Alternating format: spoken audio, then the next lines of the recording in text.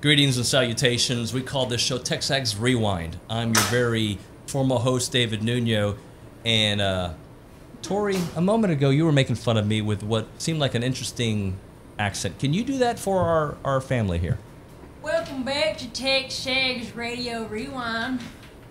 Do you think I sound like that?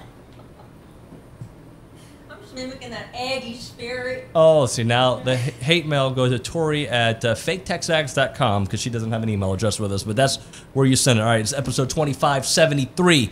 We had the great Billy Liucci on talking a little 21 and 21. Myles Jones, a big cornerback. We're excited to see what he can do in his second senior year. Connor O'Gara, Saturday Down South, says, hey, guess what, guys? This is A&M's year. We love it, and we love it as well. And on the Go Hour, we had a lot of good times on Bank on It, Bank on Isaiah Spiller, and Bank on the Aggies getting a big-time recruit.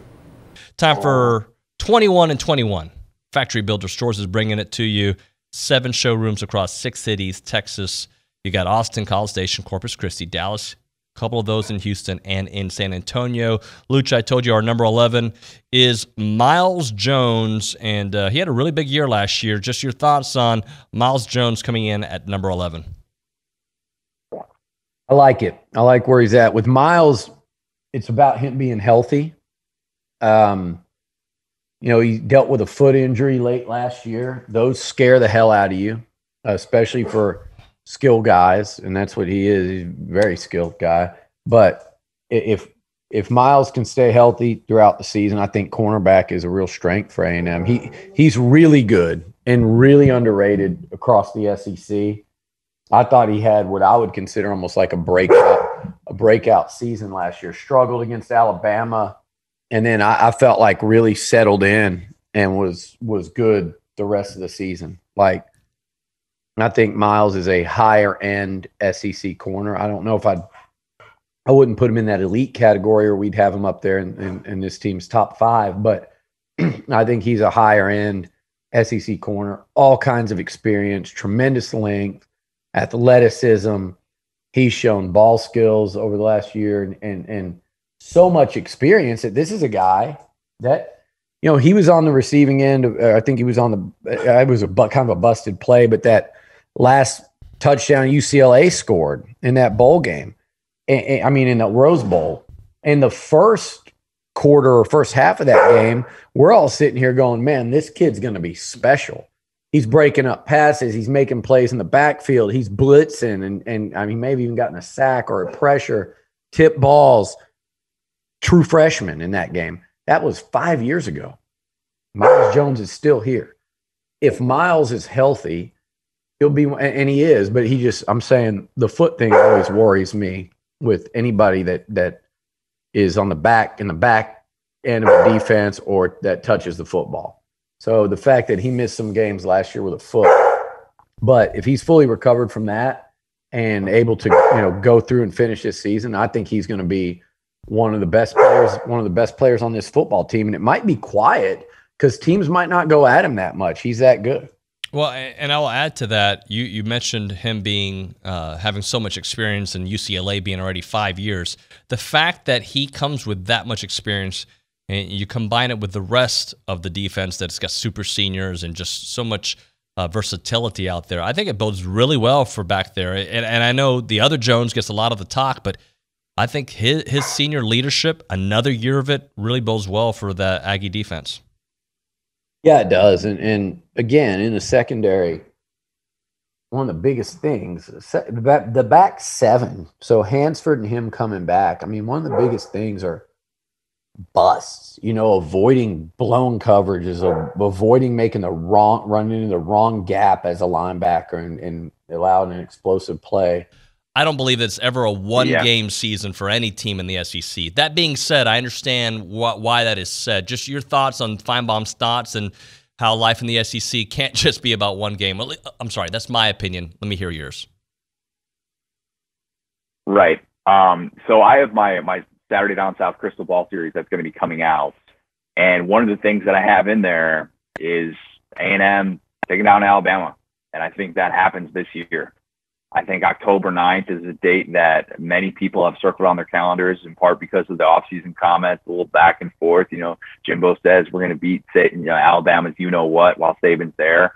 And I think that there's a lot of people saying, why would you ever poke the beast like that? Why would you ever try and get Nick Saban more fired up than he needs to be for a specific game? But I think the depth in the secondary is finally there. And with Alabama not having those 4 receivers to torch A&M in the back end, I think that makes the difference this year. I think A&M is able to get a little bit more pressure on Bryce Young, somebody who's going to be going into a road atmosphere that is going to be, probably one of the top atmospheres in all of college football this year. I think that he's going to make a few mistakes. And I think A&M, as long as it is able to figure out that offensive line, that's a big question I have for this one. Can A&M establish who it is up front on the offensive line without necessarily having to, have moving pieces or injuries or stuff like that, or they're moving guys all over the place. They need continuity established because that Alabama pass rush is going to be there. But I think in this game, Alabama finally is able to get, or A&M rather, is finally able to get the better of Alabama. I think that this is just finally Jimbo Fisher's time in year 4. He's talking this smack because he feels good about his team, and he should. And I thought they played well in the first half last year, and a couple plays here or there, and then it just falls apart for them. But I just think that they're built differently, and I think that this is going to be a monumental day in college football. Saban's streak against his disciples comes to an end. 23-0 he is against his former assistants. I think Jimbo Fisher's led for like 6 minutes the entire 4 games that he has played against Nick Saban since he's been at Alabama. So I think we're in for a treat come October 9th. OB, what can I bank on? I'm banking on IKEA becoming very interested in A&M because I'm banking on Theodore Merlin Olsen, however he says his name, the Swedish tight end, committing to Texas A&M. I actually ran into him at the local barbecue establishment that started in Llano.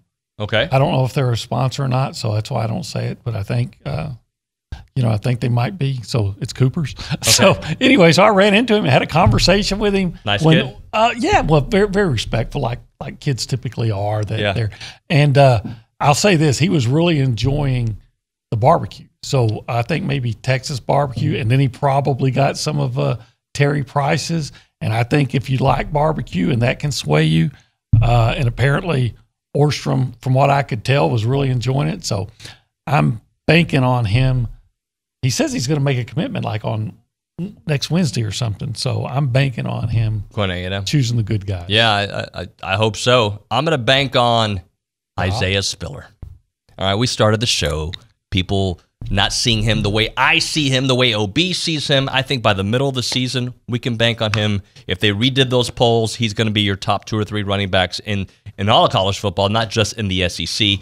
I know that he sometimes loses points because of the sheer amount of talent with him.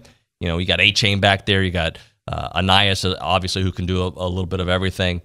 But I still think when it's all said and done, Isaiah Spiller is going to be one of those guys that we're talking about as one of the top 2, 3 running backs in college football. I would not be surprised if Isaiah Spiller, I'm not saying he will because it's such a lofty goal, but I would not be surprised if Isaiah Spiller hits 1,000 yards by midseason. So you're saying maybe 16 to 2,000 yards is possible? Oh, yeah. I remember a few years ago, I said, Travion Williams will rush for, I think I said 1,500. Maybe I said 1,200 or something like that. And then he ran for exactly 1 mile. He had 1,760 or whatever. Yeah, he hit it exactly 1 mile. So as we close out this amazing show that we call TexAgs Rewind, I want to ask why people have such a problem with my red pants. Because you look like you're about to go to soccer practice. When show ends at 11, you got soccer practice at 11:15. Thank you for making fun of me, Tori. She obviously feels very comfortable with the show because that was so rude.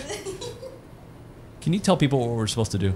Yes. Like, comment, and subscribe. And share with your friends. Go to Facebook. Comment down below. Favorite part of the show. Hit all the platforms. And hate mail goes to Tori. Thanks so much for watching, guys. Have a great weekend.